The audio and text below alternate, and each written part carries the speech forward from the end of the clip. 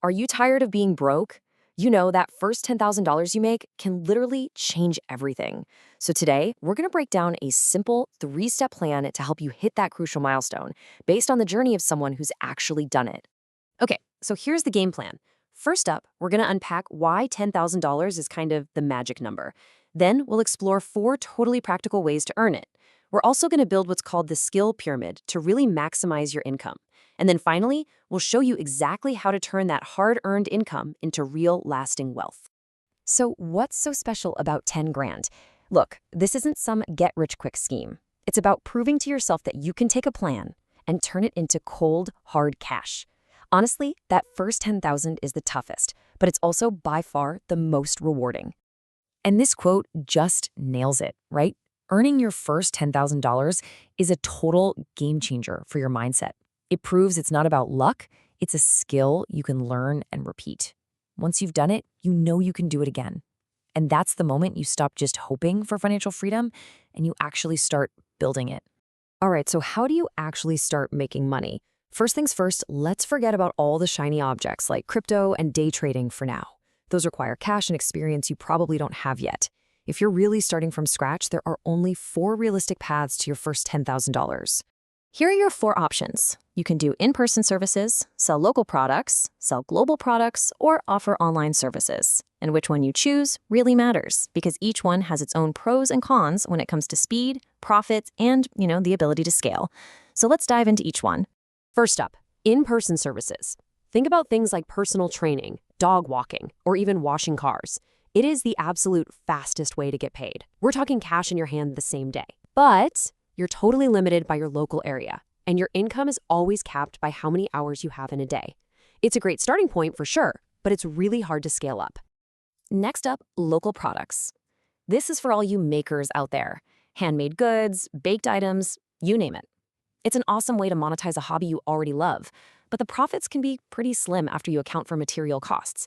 And just like with services, your customer base is pretty much limited to whoever you can reach nearby. Path 3 is going global with products, like dropshipping, where you sell stuff online without ever touching the inventory yourself.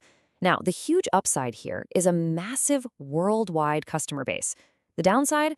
Well, your profits often get trapped in a cycle of restocking, and it can take a while, like 1 to 3 months to really see a decent return.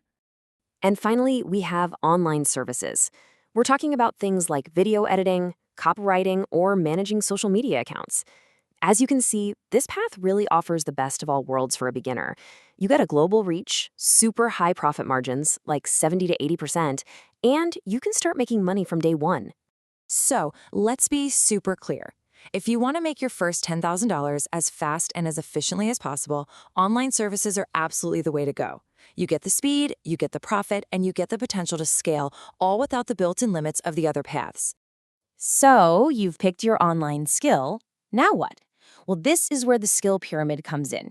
It's a 4-level framework that will turn your talent into a serious money-making machine. Think of it as a blueprint for going from a simple freelancer to a real business owner. But here's the catch. You can't skip a single step.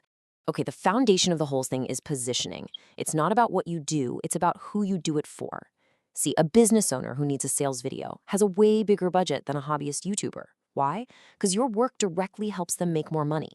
You need to go where the money is already flowing to solve valuable problems. Next up the pyramid is leverage. This is huge. You have to stop trading your time for money. Instead of charging by the hour, you charge for the results you deliver. So, for example, if you run ads for a client, don't charge $50 an hour. Instead, charge a percentage of the revenue you generate for them. That's how you become an invaluable asset, not just another monthly expense on their spreadsheet. Then we get to reach. This is where you stop chasing clients and let them come to you.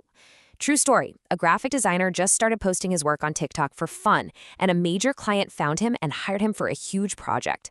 All you gotta do is consistently put your work out there on a platform you like. You seriously never know who's watching. And at the very top of the pyramid, we have automation and systems. The most successful freelancers, they aren't always the most talented, they're the most reliable. Use simple systems like a shared project board or a calendar booking link to stay organized, communicate clearly, and never ever miss a deadline. That's how you get repeat business and those glowing referrals. So you've mastered the pyramid, you've put in the work, and you made it to $10,000. Seriously, congratulations.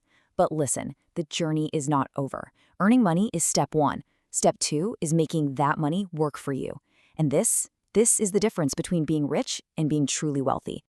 This slide really says it all. The rich spend their money, the wealthy invest it. It's really that simple.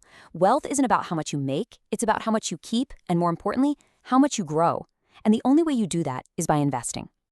So here's a quick rundown of your options. First, at the very bottom, low risk, you have a high-yield savings account. This is your foundation, your safety net for 3 to 6 months of expenses. Once that's set, you can move up to medium risk options like index funds or ETFs. Just think of these as a big basket that holds tiny pieces of hundreds of companies, so you're automatically diversified. Then you've got higher risk individual stocks, and at the very top, very high risk crypto. Now, let's focus on that medium risk sweet spot for a second. Check this out.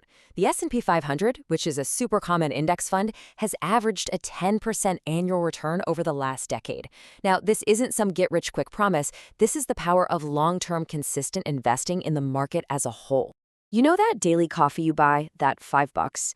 If you invested just that, $5 a day, into an SP 500 index fund instead, with that average 10% return, you could retire a millionaire. That's not a gimmick. That is the incredible, undeniable power of compound interest working its magic for you over time. So, there you have it. You have the roadmap to earn, you have the tools to build a business, and you have the strategy to create wealth. The only question left is, what are you going to do with it? The first step is yours to take. What are you waiting for?